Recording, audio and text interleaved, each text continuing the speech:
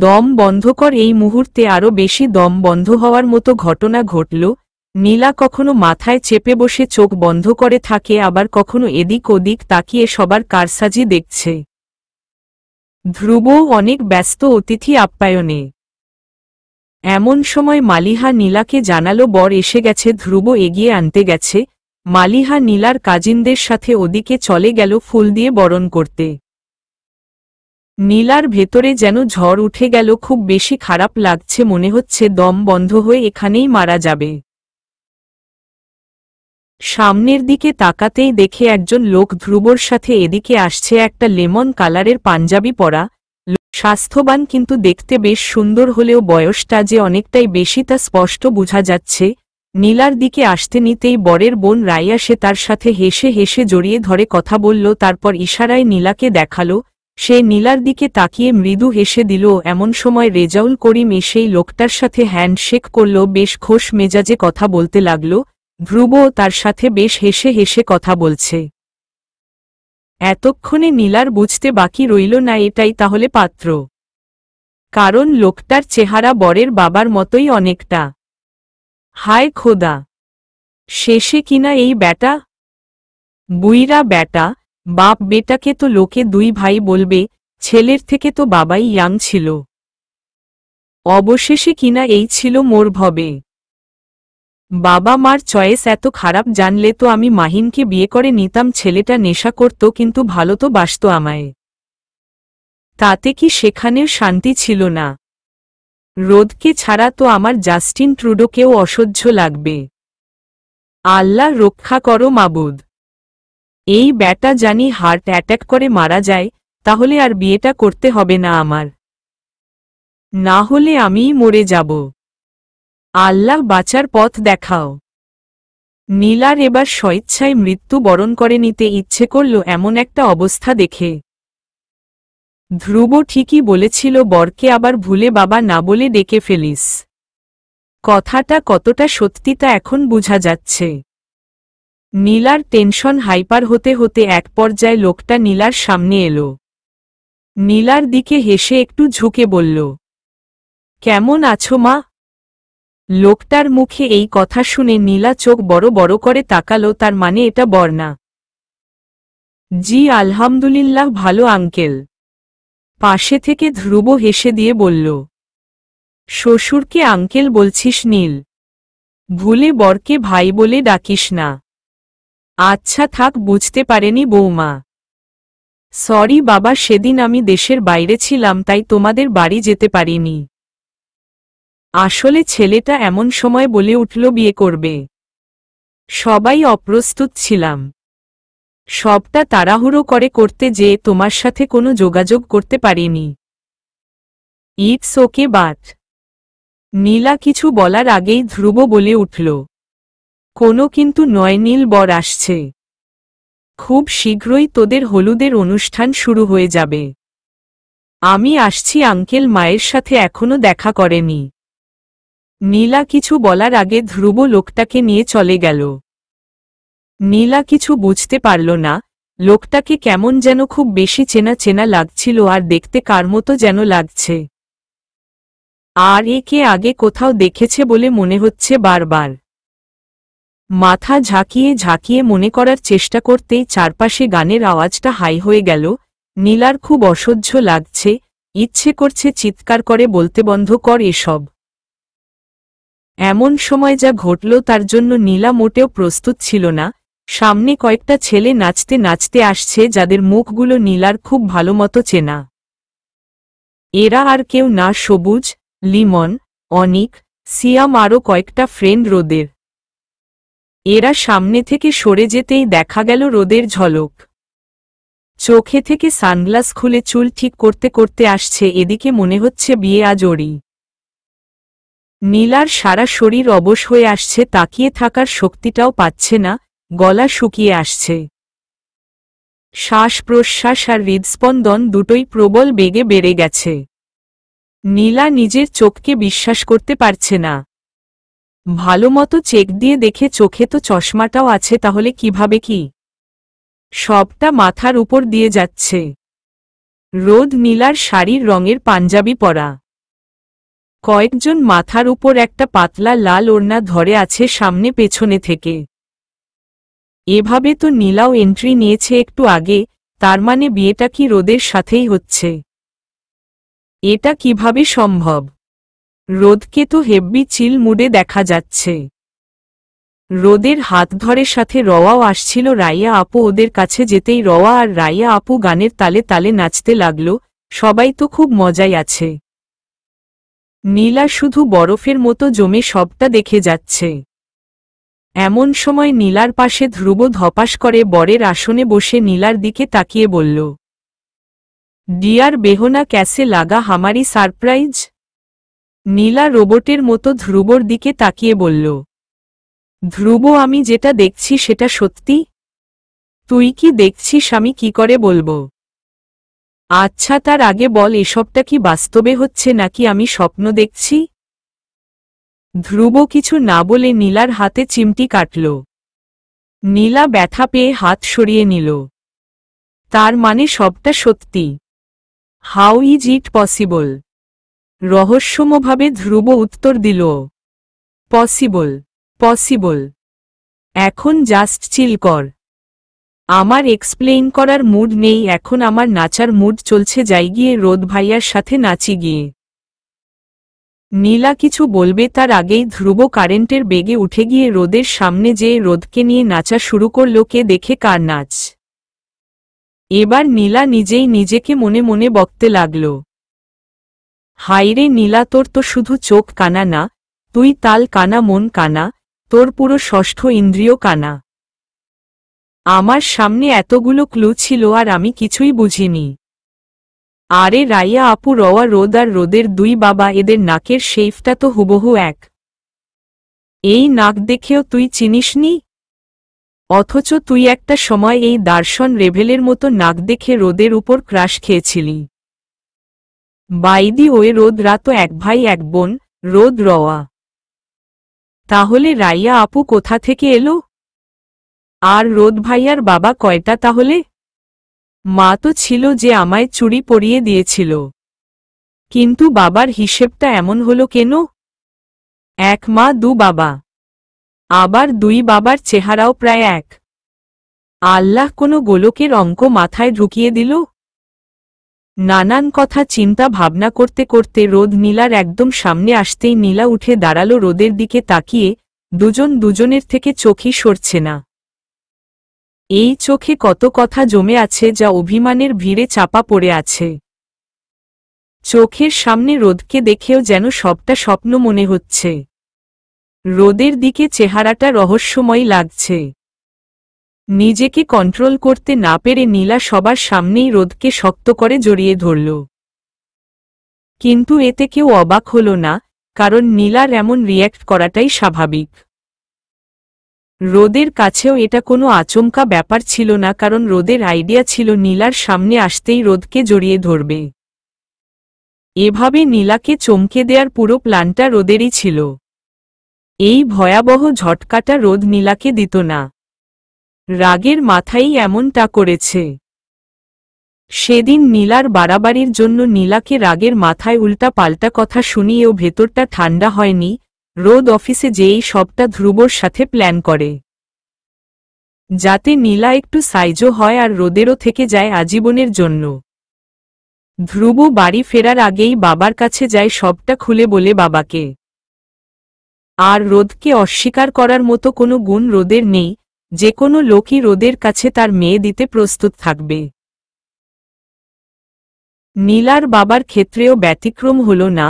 ধ্রুবর কাছে শুরু থেকে শেষ পুরোটা শোনার পর চোখ বন্ধ করে রাজি হয়ে গেল রেজাউল করিম। আর বাড়ি ফিরেই নীলাকে বিয়ের কথা বলে প্ল্যান মতো নীলাও ফাঁদে পা ফেলে দেয়। আর ধ্রুব মাশাআল্লাহ সেই লেভেলের অ্যাক্টিং চালিয়েছে, শুধু ধ্রুবই না সবাই। বুঝার কোনো চান্সই নেই এত বড় একটা ঘটনা।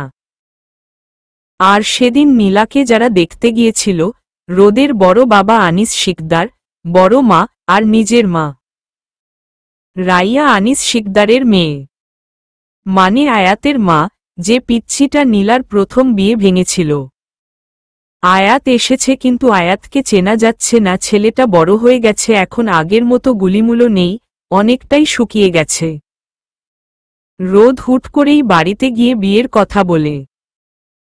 রোদ বিয়ে করবে শুনে সবাই খুশিতে লাফিয়ে উঠে, কিন্তু রোদ শর্ত দেয় বিয়েটা এরকম করে হবে, আর এরকম অভিনয় চালাতে হবে, না হলে বিয়ে করবে না।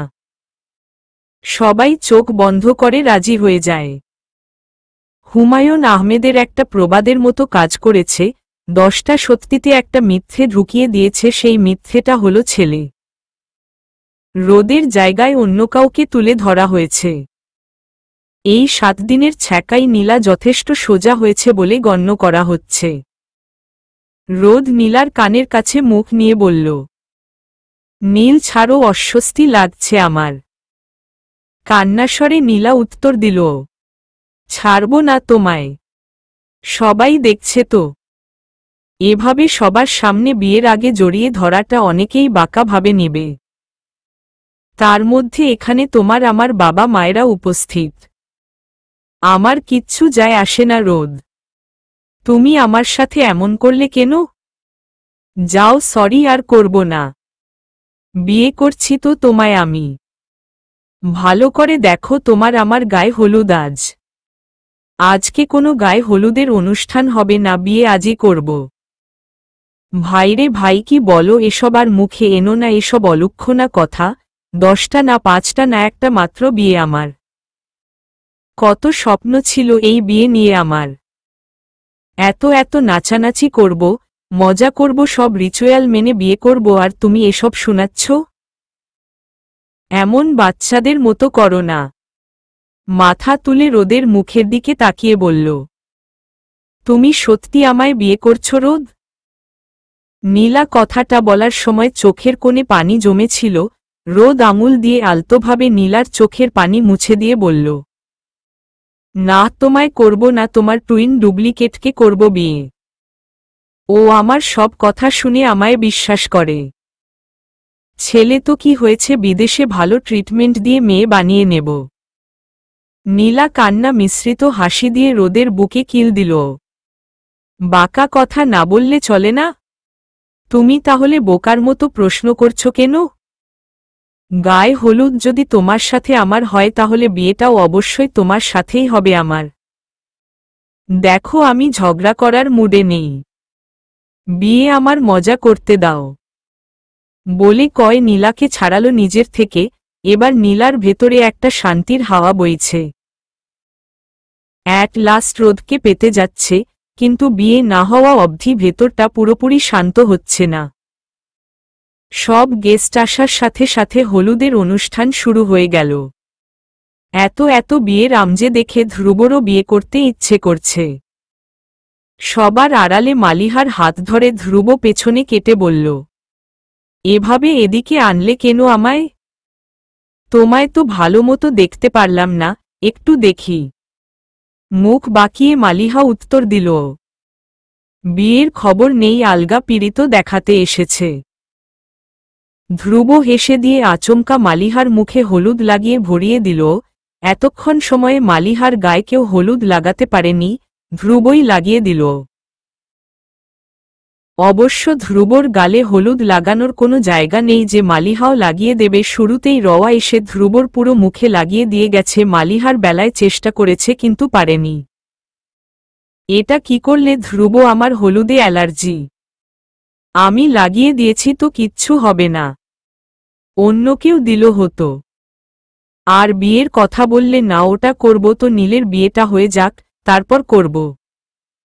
বাবা মাকে তো বলাই হয়নি। তারা আমার জন্য মেয়ে দেখা শুরু করেছে। কি বলছো? কি হবে তাহলে? যদি তোমার বাবা মা অন্য কাউকে পছন্দ করে, সেটা পরে দেখা যাবে। এখনকার কথা বলো। কি বলবো? তোমায় দেখতে অনেক সুন্দর লাগছে, বাট একটু মোটা মোটা লাগছে। এত মোটা হচ্ছ তুমি ইদানিং। মাঝে যখন ভাবি বিয়ের পর তোমায় বুকে নিয়ে ঘুমাবো, তখনই আমার দমটা আটকে আসে। একটু ডায়েট করো গো। তুমিই একমাত্র লোক যে আমায় মোটা বলে। আমি অতটাও মোটা না ধ্রুব। সেটা কথা না, বিয়ের পর তো হয়ে যাবে মোটা। আচ্ছা যাও, ডায়েট করব। এবার খুশি তুমি? ধ্রুব হেসে দিয়ে মালিহার গাল টেনে বলল, করতে হবে না, তুমি যেমন আছো তেমনই ভালো। আমার এমন বউই চাই। তুমি এমনই থাকবে সারা জীবন। তাকে বললে কেন ডায়েট করতে? ওটা এমনিই বললাম, দেখি কি উত্তর দাও সেই জন্য। তুমি একটা মিচকে শয়তান ধ্রুব। ধ্রুব ডেভিল স্মাইল দিয়ে বলল, তাই নাকি? তাহলে শয়তানি করি?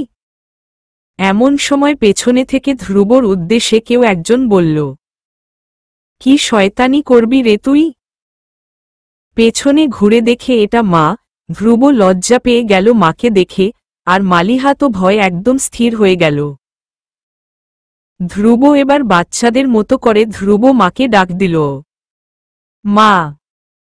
নিজের বোনেরটা তো ঠিকই লিক করেছিস, নিজেরটা এভাবে চাপিয়ে গিয়েছিস কেন? ডুবে ডুবে জল খাওয়া হচ্ছে। সরি মা, আসলে চেয়েছিলাম নীলের বিয়েটা হলেই তোমাদের জানাবো। সন্দেহের দৃষ্টিতে তাকিয়ে মিনা বেগম প্রশ্ন করল, কতদিন ধরে চলছে এসব? ধ্রুব থেমে থেমে উত্তর দিল, অনেক দিন মা, 5 বছর চলছে। মিনা বেগম নিজের মুখে হাত দিয়ে অবাক হয়ে বলল, ও মা, হে কি! আমার ছেলে এত বড় হয়ে গেছে কবে? তলে তলে দুভাই বোন এত দূর চলে গিয়েছ আর আমরা কিচ্ছুটি জানলাম না। সময় মতো জানিয়েছি তো মা, এখন বলছি আবার। নীল রোদ ভাইয়াকে ভালোবাসে আর আমি মালিহাকে। নীলের বিয়ে দিচ্ছ, এবার আমার বিয়ে দিয়ে দাও। মিনা বেগম হেসে দিয়ে ধ্রুব মাথায় হাত দিয়ে বলল, কত বড় হয়ে গেছে আমার ছেলেটা, বিয়ে করবে বলছে। মালিহা, এদিকে আসো তো মা। মালিহা কাছে আসতেই মিনা বেগম মালিহার কপালে চুমু খেল। আমার ছেলের চয়েস যে এত ভালো আমার জানা ছিল না। আমার এক মেয়ে ঘর ছেড়ে আরেক মেয়ে উঠবে ঘরে। নীলের বিয়েটা হোক, তারপর তোমাদের প্রজেক্টটা হাতে নেব। বাবা মা রাজি হবে তো? হবে আন্টি। ধ্রুবকে না করার শক্তি আমার বাবা মায়ের নেই। ঠিক আছে, তোমরা যেটাতে ভালো থাকবে সেটাই হবে। আল্লাহ তোমাদের সুখে রাখুক, ভালো থাকো তোমরা, এটাই চাই আমরা। ধ্রুব হেসে দিয়ে কৃতজ্ঞতার হাসি দিয়ে মাকে জড়িয়ে ধরে বলল, থ্যাঙ্কস মা, লাভ ইউ। এদিকে নীলার হলুদের অনুষ্ঠান তো খুব জমে উঠেছে। এক একজন এসে যে পরিমাণে দুজনকে মিষ্টি খাইয়েছে। দুজনের অবস্থা এক কথায় টাইট হয়ে গেছে। না চাইতেও জোর করে খাওয়াচ্ছে। নীলা রোদের কানের কাছে যেয়ে বলল, আচ্ছা রোদ, তোমার বাবা কোনোটা? আম্মুর পাশে বসে আছে ওটা। তাহলে আমাকে দেখতে গিয়েছিল ওটা? আমার বড় বাবা, বড় মা, আম্মু আর রাইয়া আপু গিয়েছিল। রাইয়া আপু আয়াতের আম্মু।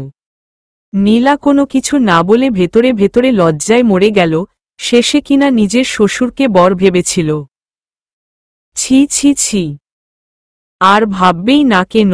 ধ্রুব যেভাবে ছেলের বর্ণনা দিয়েছে তাতে এরকমটা ভাবাই স্বাভাবিক। সবাই প্ল্যান করে এমন করেছে নীলার সাথে, নীলা স্পষ্ট বুঝেছে। সব রিচুয়াল শেষ হতেই বাড়ি ফেরার পালা। রাত হয়েছে অনেক, কিন্তু নীলার মুখের দিকে তাকানো যাচ্ছে না। পরের দিন যে রোদের সাথে ওর বিয়ে সেটা ওর অবিশ্বাস্য লাগছে। রোদ চলে গেলেই হারিয়ে যাবে এমনটা মনে হচ্ছে। ইচ্ছে করছে হয় রোদকে আটকে রেখে দিতে, না হয় রোদের সাথে চলে যেতে। সান্ত্বনা স্বরূপ রোদ নীলাকে ড্রপ করতে গেল। যদিও ড্রাইভ করছে ধ্রুব, ধ্রুবর পাশে মালিহা বসে আছে, আর নীলা রোদের হাত জড়িয়ে ধরে রোদের কাঁধে মাথা রেখে পেছনের সিটে বসে আছে। বাড়ির সামনে গাড়ি থামিয়ে নীলাকে নামিয়ে দিয়ে রোদ গাড়ি ঘুরিয়ে চলে গেল। নীলা কিছুক্ষণ রোদের যাওয়ার দিকে তাকিয়ে রইল, একটা ঘোরের মধ্যে আছে। রুমে ঢুকতেই এতক্ষণে ঘোর কাটল। নীলার মাথায় খেলল বিয়ে হয়ে যাচ্ছে কাল। কাল থেকে এই ঘরটাই থাকবে, না পাশে ধ্রুব থাকবে না। ধ্রুবকে ছেড়ে থাকতে হবে। বারান্দার গ্রিলে মাথা ঠেকিয়ে নীলা চোখের পানি ফেলে যাচ্ছে অঝরে। বাবা মাকে ছেড়ে, ভাইকে ছেড়ে অন্য একটা বাড়িতে যেয়ে থাকতে হবে বাকিটা জীবন। কি করে থাকবে? কোনো দিন বাবা মাকে ছাড়া থাকতে হবে ভেবে কান্না পায়নি, তবে আজ খুব কান্না পাচ্ছে। সব থেকে বেশি কষ্ট হচ্ছে ধ্রুবর কথা মনে পড়লে। এমন সময় পেছনে থেকে ধ্রুব এসে নীলার কাঁধে হাত রাখল। নীলা পাশ ফিরে দেখল না, কারণ জানে এটা ধ্রুবই। আজ তো তোর খুশির দিন নীল। অ্যাট লাস্ট এত কষ্ট আর অপেক্ষার পর তুই রোদ ভাইয়াকে নিজের করে পাচ্ছিস। তোর ভাগ্যটা অনেক ভালো, রোদ ভাইয়ার মতো একটা লাইফ পার্টনার পেতে যাচ্ছিস।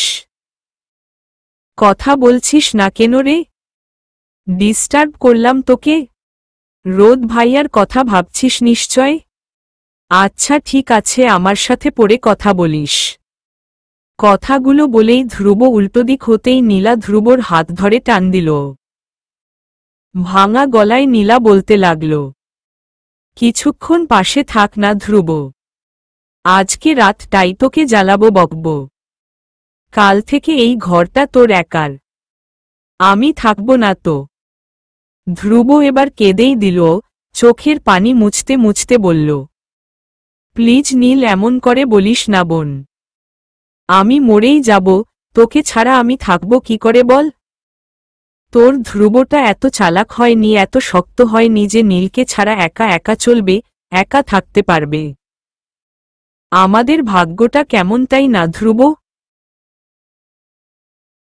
একটা সময় দুজন এক প্লেটে ভাত খেতাম, এক খেলনা দিয়ে খেলতাম, এক বিছানায় ঘুমাতাম, দুজনে একসাথে ঘুম থেকে উঠতাম। আর তারপর একটা ঝড় এসে আমাদের এতটা দূরে নিয়ে ছিটকে দিল যে দুজনের বাড়িটা আলাদা হয়ে গেল। তারপর অনেক কাঠখড় পুড়িয়ে এক হলাম ঠিকই, সময়ের বিবর্তনে আবার আলাদা হতে হচ্ছে। আগেরবার আলাদা হয়েছিলাম অনিচ্ছায়, আর এবার স্বইচ্ছায়। তুই চিন্তা করিস না নীল, অফিস শেষে আমি রোজ তোর সাথে দেখা করতে যাব। সত্যিই যাবি তো ধ্রুব? না যেয়ে থাকব কি করে? তুই আমাকে না দেখলেও আমি তোকে দেখেই চলে আসব। নীলা কাঁদতে কাঁদতে ধ্রুবকে জড়িয়ে ধরল। তুই বদলে যাবি না তো ধ্রুব?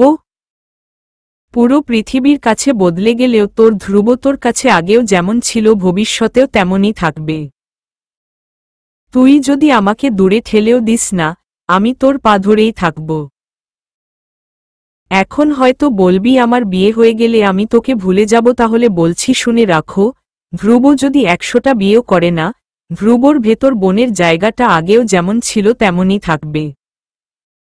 তুই তো আমার কলিজারে, তোকে ছাড়া আমি থাকব কি করে নীল? ওই ঘরটাতে গেলে আমার এখনই দম বন্ধ হয়ে আসছে। এটা ভেবে কাল থেকে তুই থাকবি না, মাঝরাতে ঘুমের ঘোরে পানি চাইলে পানি পাব না, নিজে উঠে বসে গ্লাসে পানি ভরে খেতে হবে।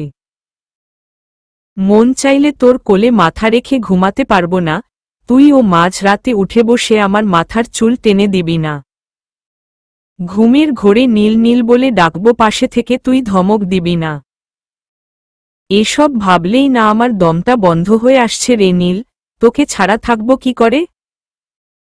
রাত জেগে তো আগের মতো তোর সাথে ফোনে কথাও বলতে পারব না। নীলা ধ্রুবকে জড়িয়ে ধরে কাঁদছে, ধ্রুবও কাঁদতে কাঁদতে কথাগুলো বলছে। ভাইবোনের সম্পর্কগুলো এমনই হয়, যতই খুনসুটি চলুক দিন শেষে একে অপরের জন্যই প্রাণ যায়। রাত পেরিয়ে বিয়ের ভোর ফুটে এলো, বাড়িতে সমস্ত রিচুয়াল ফলো করে দুপুরের মধ্যে সবাই কমিউনিটি সেন্টারে চলে গেল। আজ তো আরও বেশি জমজমাট অবস্থা, বাংলাদেশের টপ বিজনেসম্যান আরিয়ার শিকদার রোদের বিয়ে বলে কথা। সব কিছু সেরকম করেই করা হচ্ছে, দেশের বাইরে থেকেও বিভিন্ন গেস্ট এসেছে, বিজনেস সম্পর্কিত সবাই ইনভাইটেড। আসর গ্রুপের সমস্ত স্টাফদেরও ইনভাইট করেছে রিসিপশনের দিন। আজ নীলাকে এমনভাবে সাজানো হয়েছে ও সোজা হয়ে দাঁড়াতে পারছে না ওর সাজসজ্জার ওজনে। টপ মেকআপ আর্টিস্ট দিয়ে সাজানো হয়েছে, তবে একটু ডিফারেন্ট লাগছে।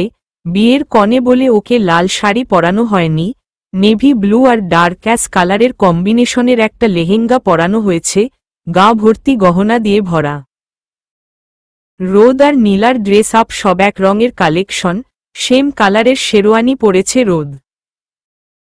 দুজনকেই আজ বেশ লাগছে দেখতে, কিন্তু নীলার এত সাজের মধ্যেও রোদের চোখে লাগলো একটা ব্যাপারে। রোদের পাশে নীলা বসে আছে চুপচাপ, রোদ তাও একটু পর পর উঠে উঠে এদিক ওদিক যাচ্ছে। কিন্তু নীলা একই জায়গায় স্থির বস্তুর মতো হয়ে আছে।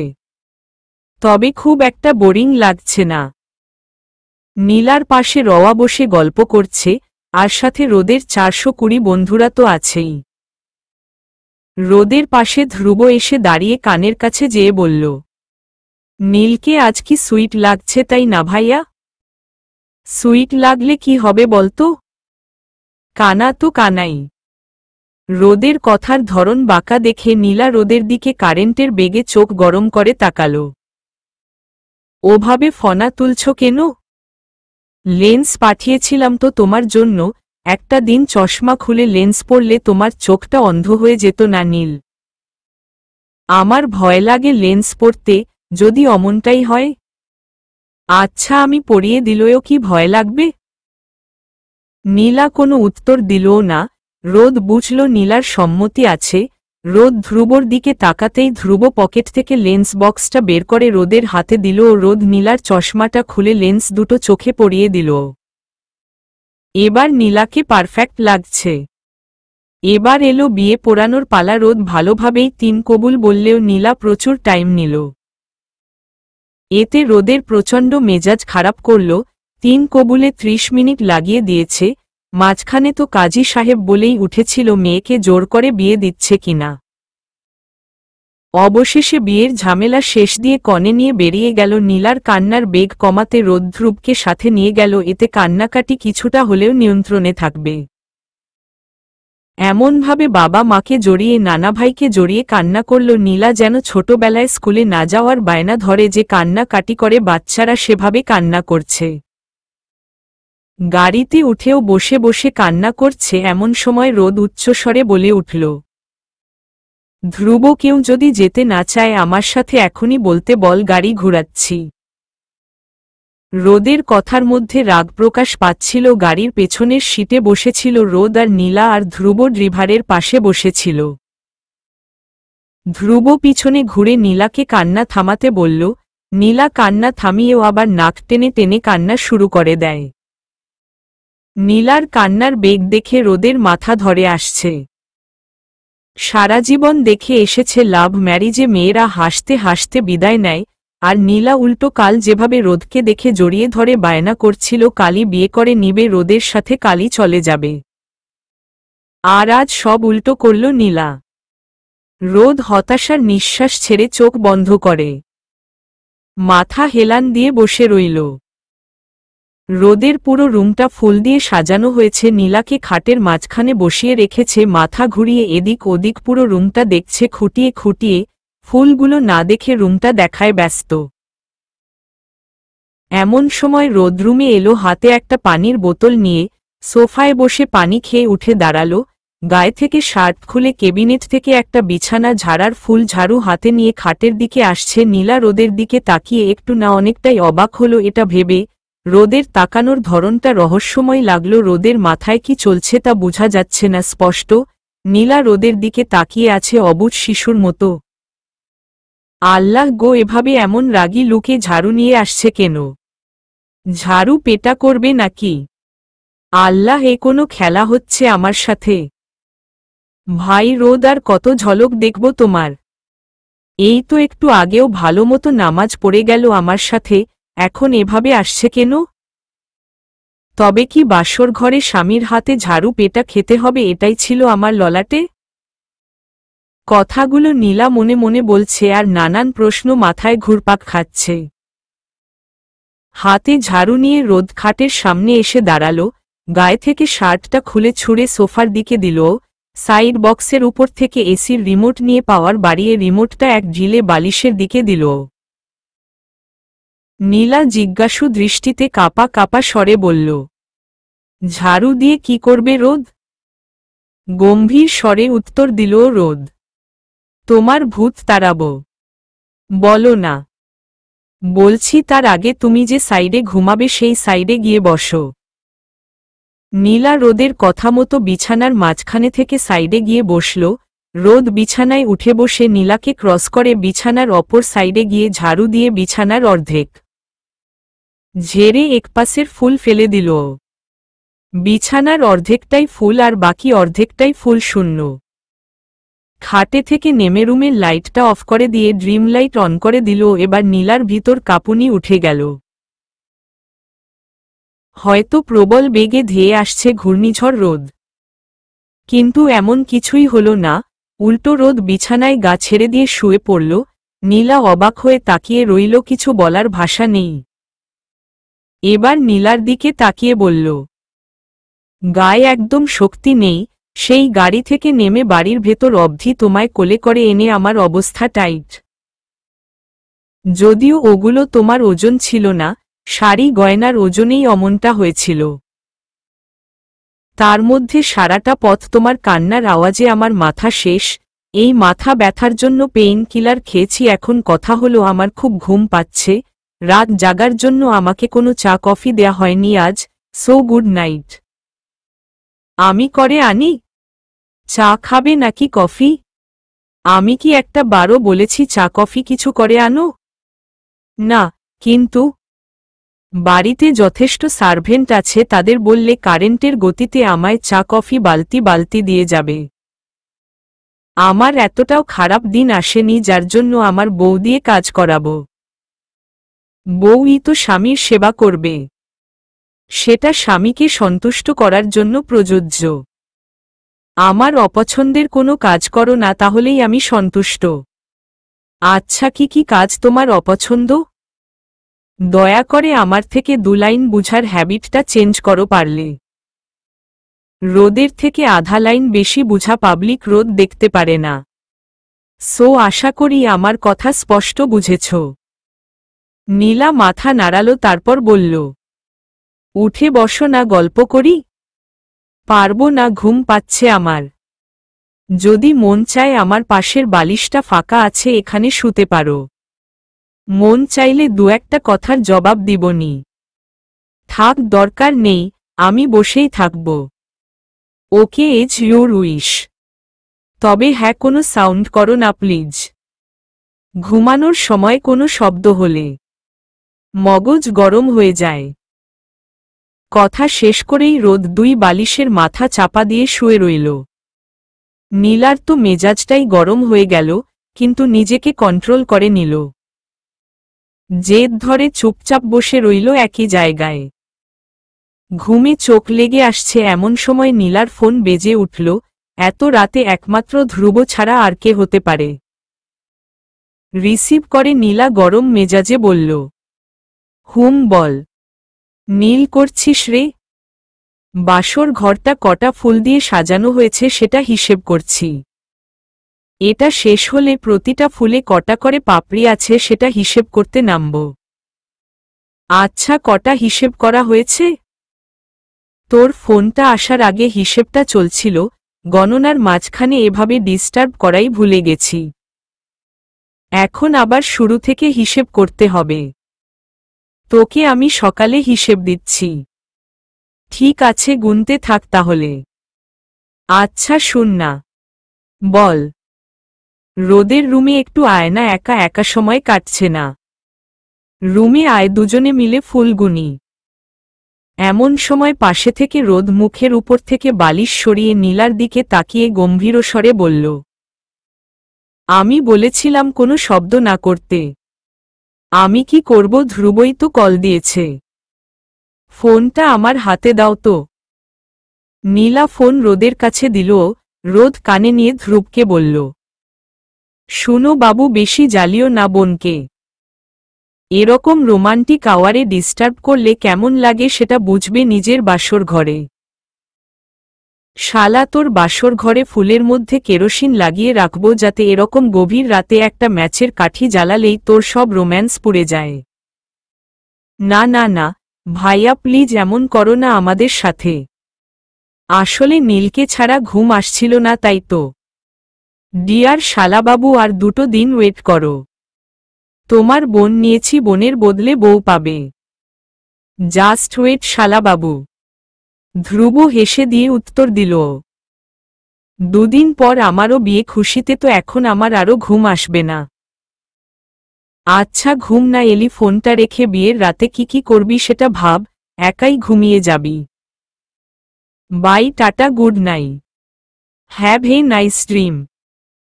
কথা বলেই রোদ ফোনটা কেটে দিয়ে অফ করে ওর বালিশের নিচে রেখে দিল নীলার ফোন। এবার নীলার দিকে চোখ গরম করে তাকিয়ে বলল, ঘুমাচ্ছ না কেন? রাত কটা বাজে? ঘুম আসছে না তো? কিছু করতে হবে কি?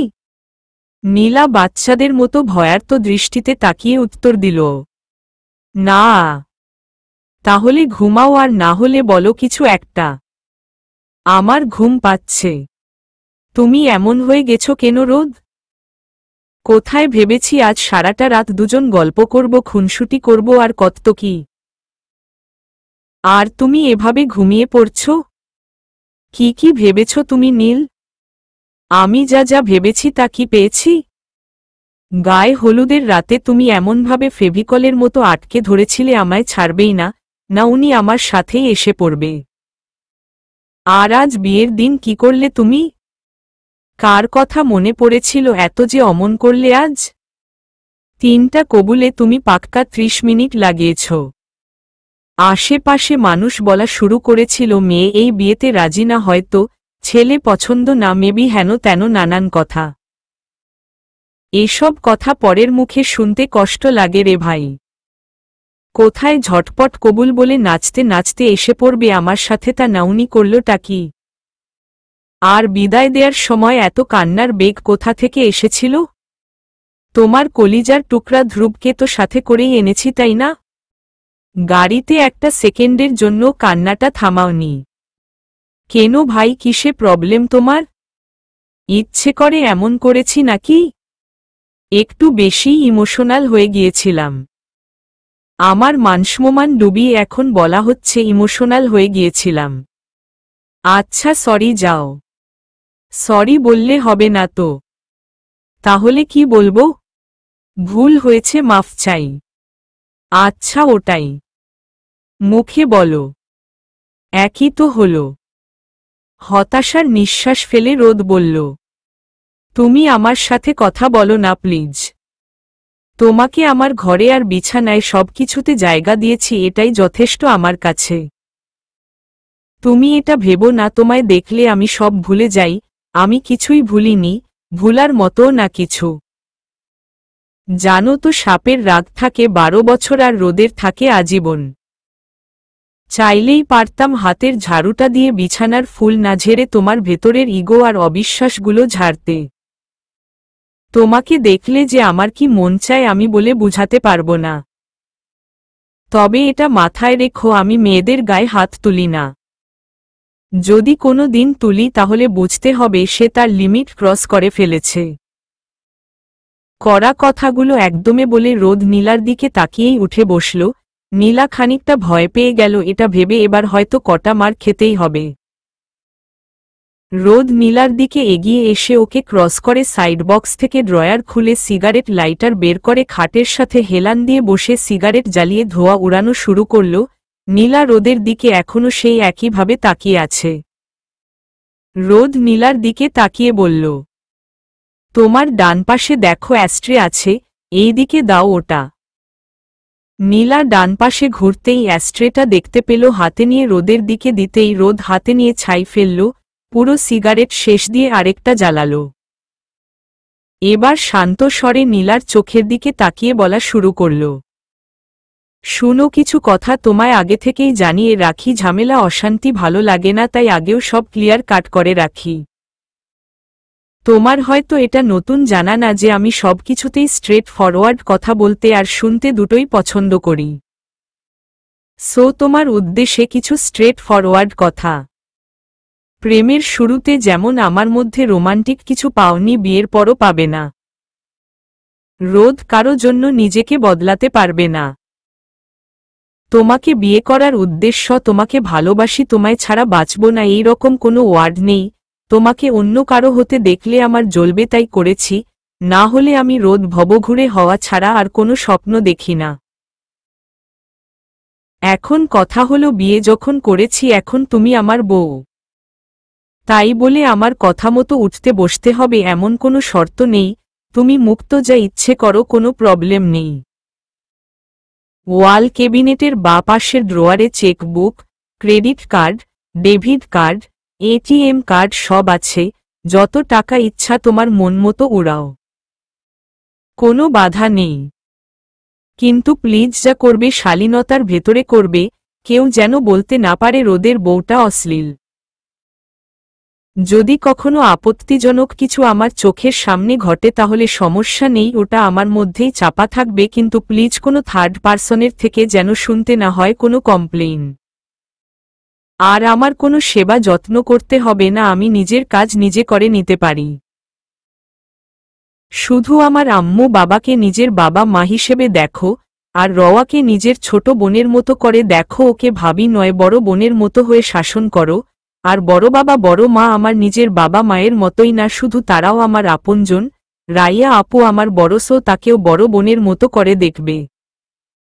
আর হ্যাঁ, কোনো কাজে আমায় টানাটানি করো না, আমি বাদ দিয়ে তুমি সব পাবে। আবার যদি কখনো মনে হয় রোদের হয়তো অন্য কোনো মেয়ের নেশা বা আকর্ষণ আছে, তাহলে বলবো তুমি যা ইচ্ছে তাই ভেবে নিতে পারো, আই হ্যাভ কোনো সমস্যা নেই। রোদের থেকে তুমি সব পাবে যা চাইবে তাই, শুধু দুটো জিনিস পাবে না, একটা স্বয়ং রোদকে, আর দ্বিতীয়টা ডিভোর্স। তাই এই দুটো জিনিস কোনো দিন চাইবে না দয়া করে। কেন পাবে না সে উত্তর তোমার কাছেই ভালো আছে। কাচের জিনিস ভাঙার পর জোড়া লাগানো যায় ঠিকই, কিন্তু ভাঙার দাগগুলো থেকেই যায়। আর সবথেকে বড় কথা হলো আমাদের দুজনের মধ্যে যা হবে সেটা যেন দুজনের মধ্যেই সীমাবদ্ধ থাকে। আশা করি আমার প্রতিটা কথা তুমি স্পষ্ট বুঝেছ, তোমার সেটুকু বুদ্ধি আছে। এখন লক্ষ্মী মেয়ের মতো ঘুমিয়ে পড়ো, 2-2.5 ঘন্টা পর ফজরের নামাজ পড়তে হবে, আবার সকাল হলেই উঠতে হবে। So good night. কথা শেষ দিয়েই রোদ অ্যাস্ট্রেটা রেখে দিয়ে আবারও 2 বালিশের ভেতর মাথা চাপা দিয়ে শুয়ে পড়ল। 2 বালিশে মাথা চাপা দিয়ে ঘুমানোটাই রোদের অভ্যেস, ছোটবেলা থেকে এমন করে ঘুমায়। ছোটবেলায় ওর ধারণা ছিল এক বালিশে ঘুমালে মাথার বুদ্ধি রাতের অন্ধকারে হারিয়ে যেতে পারে বা চুরি হয়ে যেতে পারে, তাই আরেক বালিশ দিয়ে মাথা চাপা দিয়ে ঘুমাতো, ওর সাথে ওর বুদ্ধিগুলোও ঘুমিয়ে পড়বে এটা ভেবে। বড় হওয়ার পর বুঝতে পারে সে ধারণাগুলো ভুল ছিল, কিন্তু মানুষ অভ্যাসের দাস। নীলা চুপচাপ রোদের পাশের বালিশে মাথা দিয়ে ঘুমিয়ে গেল। একটু যে রোদের মুখের দিকে তাকিয়ে ঘুমাবে সে জো নেই, একেতে ডান কাত হয়ে শুয়েছে, তার ওপর আরেক বালিশ দিয়ে মাথা লক করে শুয়ে আছে। নীলা এখনো রোদকে ঠিক বুঝে উঠতে পারছে না। রোদ স্ট্রেট ফরওয়ার্ড ঠিকই, কিন্তু ওর প্রতিটা কথা কেমন যেন রহস্য মাখা। এত রাগ কিসের রোদ? বিয়েটা যেখানে হয়ে গেছে সেখানে নিজেদের এত দূরত্বে রেখে কি লাভ? ভালো তো বাসো আমায়, আর আমি তোমায়। থাক রাগ করেও যে তুমি আমায় ফিককে মারোনি সেটাই আমার কাছে অনেক। দিন শেষে আমি তো তোমারই বউ। সময়ের সাথে রোদের তাপও কমে আসবে ইনশাআল্লাহ। ডিয়ার রোদ, তোমার প্রখরতা এই গ্রীষ্মঋতুতেই সীমাবদ্ধ। শরৎ হেমন্ত শীত বসন্ত তো পড়েই আছে, তোমার ওই মিষ্টি রূপটার জন্য না হয় অপেক্ষা করলাম, বর্ষাকালে তো তুমি বৃষ্টির কাছেই কাবু। তুমি একদিন সান্ত্বনা দেওয়ার জন্য বলেছিলে আল্লাহ ধৈর্য ধারণকারীকে পছন্দ করে। আজ থেকে আমি ধৈর্য ধরে থাকব, তোমার সাথে রাগ দেখাবো না। দেখি তুমি না গলে কোথায় যাও। মনে মনে কথাগুলো ভাবতে ভাবতে নীলা একটা সময় ঘুমিয়ে গেল। ফজরের নামাজ পড়ে নীলা আবার ঘুমিয়ে গেল। রোদ নামাজের জন্য মসজিদে গিয়েছিল, নামাজ পড়ে আর ফিরেইনি, অবশ্য কোথাও যায়নি, মসজিদেই ছিল। হুজুরের সাথেই বসেছিল। মাম্মাম উঠো, আর কত ঘুমাবে? উঠো না। একটা ছোট বাচ্চার ডাকে নীলার ঘুম ভাঙল। চোখ খুলে তাকাতেই দেখে আয়াত নীলার হাত ধরে ডাকছে। নীলা উঠে বসল। আরে আয়াত বাবা তুমি? হ্যাঁ মাম্মা মামি। নীলা এদিক ওদিক তাকিয়ে বলল। তোমার মামা কোথায় বাবা? মামা নিচে, ছোট নানা ভাইয়ের রুমে। তোমাকে রওয়ামণি উঠে ফ্রেশ হতে বলেছে, রওয়ামণি আসছে। ঠিক আছে বাবা, আমি আসছি তাহলে। বলেই আয়াত এক দৌড়ে রুমে থেকে বেরিয়ে গেল। নীলা বিছানা থেকে উঠে শাড়ি ঠিক করবে এমন সময় রওয়া নক করল। ভাবি আসবো? আসো। রওয়া ভেতরে ঢুকল। নীলার দিকে তাকিয়ে রওয়া একটু না অনেকটাই অবাক হয়ে গেল। ভাবি রাতে যে শাড়ি পরিয়ে দিয়েছিলাম সেটাই পরে আছো, গোসল দাওনি? না। কেন? গোসল দেয়ার মতো কোনো ঘটনা ঘটেনি তাই দেইনি। হায়রে কপাল। আচ্ছা ভাবি তুমি এখন ফ্রেশ হয়ে শাড়িটা চেঞ্জ করে আসো, আর চুলে হালকা পানি দিয়ে আসো যেন মনে হয় গোসল দিয়েছ। নিচে কেউ যদি জিজ্ঞেস করে গোসল দিয়েছ কিনা তাহলে বলবে হ্যাঁ দিয়েছি। এমনকি রাইয়া আপু জিজ্ঞেস করলেও। আচ্ছা ঠিক আছে যাচ্ছি, কিন্তু তুমি একটু এখানে থাকো আমার শাড়ির কুচিটা ধরে দিতে। আচ্ছা আমি এখানেই আছি, যাও তুমি। নীলা মাথা নাড়িয়ে বাথরুমে ঢুকে গেল ফ্রেশ হতে। সার্ভেন্ট এসে রুমটা পরিষ্কার করে গুছিয়ে দিয়ে গেল। নীলা বাথরুম থেকে কোনো মতে শাড়ি পেঁচিয়ে বের হল, রুমে এসে ঠিক করতে নিল। রওয়া নীলার কাছে এসে শাড়ি পরায় সাহায্য করতে লাগল। রুম ক্লিন করা হয়েছে শুনে রোদ এবার নিচে থেকে উপরে আসলো। বেখেয়ালে রুমে নক না করেই ঢুকে পড়ে, আর ঢুকতেই চোখ সোজা নীলার দিকে চলে যায়। শাড়ির আঁচলটা কেবলই পেঁচিয়ে নিয়ে বুকের উপর রাখবে এমন সময় রোদের আগমন। রোদকে দেখে নীলা তাড়াতাড়ি করে আঁচলটা নিল। আর রোদ চোখ সরিয়ে রুমের অন্যদিকে তাকিয়ে না দেখার ভান করে ভেতরে আসতে নিল। রওয়া এখনো রোদকে দেখেনি, কুচিটা ঠিক করে দিয়ে উঠে দাঁড়াতেই দেখে রোদ। এমনভাবে রোদের দিকে রওয়া তাকালো যেন রোদ কোনো খুনের আসামি শাস্তি ভোগ না করে দিব্যি ঘোরাফেরা করছে। নীলা রওয়ার চাওয়ার ধরন দেখেই বুঝে গেল রোদকে এখন কিছু একটা বলে বসবে। রাতে তো রোদ বলেছিল দুজনের মধ্যেকার ব্যাপার জানি দুজনের মধ্যেই সীমাবদ্ধ থাকে। নীলা রওয়ার মনোযোগ কাড়ার জন্য বলে উঠল। রওয়া ধ্রুব কি ঘুম থেকে উঠেছে? ধ্রুব ভাইয়া উঠবে এখনই? সে কখন ঘুমিয়েছে জানো? কখন? একদম ফজরের নামাজ পড়ে। বলো কি সারারাত কি করেছে ও? সারারাত তো আমাদের সাথে গল্প করেছে। সে কি হাসাহাসি! আল্লাহ! ধ্রুব ভাইয়া এত ভালো জোকস বলে রাতে সবার পেট ব্যথা হয়ে গিয়েছিল। রাত ৩টা অবধি আড্ডা চলছিল। তারপর তো মালিহা আপু কল দিল, আজানের আগ অবধি মালিহা আপুর সাথে কথা বলেছে। ফজরের নামাজ পড়া শেষ করে আমাকে গিয়ে বলে বেলা ১১টার আগে যেন কেউ ভাইয়াকে ঘুম থেকে না তুলে। ওহ আচ্ছা। রওয়ার পেছনে থেকে রোদ বলে ডেকে উঠল। এই রওয়া। পিছন ঘুরে উত্তর দিল রওয়া। বলো ভাইয়া। ওকে ব্রেকফাস্ট করিয়ে তাড়াতাড়ি গোসল করে নিতে বল, ওকে সাজাতে আসবে ১১টার দিকে। আর ধ্রুব ঘুম থেকে উঠলে ওকে ১ কাপ কফি সুগার বেশি দিয়ে দিতে বলবি। ওকে। নীলা রোদের দিকে তাকিয়ে জিজ্ঞেস করল। তুমি খাবে না? কাজ আছে, একটু পর খাবো। আচ্ছা ঠিক আছে। নীলা রওয়ার সাথে নিচে যেতে নিল। বিয়ে ঠিক হয়েছে পর থেকে নীলার ২ চোখের ঘুম উধাও হয়ে গিয়েছিল। হলুদের রাতে রোদকে দেখে চোখে শান্তির ঘুম নেমে এসেছে, ২ রাত ধরে বেশ ঘুমিয়েছে। আজ বেলা ৯:৩০ বেজে গেছে, আয়াত ডাক না দিল হয়তো ঘুম ভাঙতই না। নিচে নামতেই সবার সাথে দেখা, নীলা সবাইকে সালাম দিল।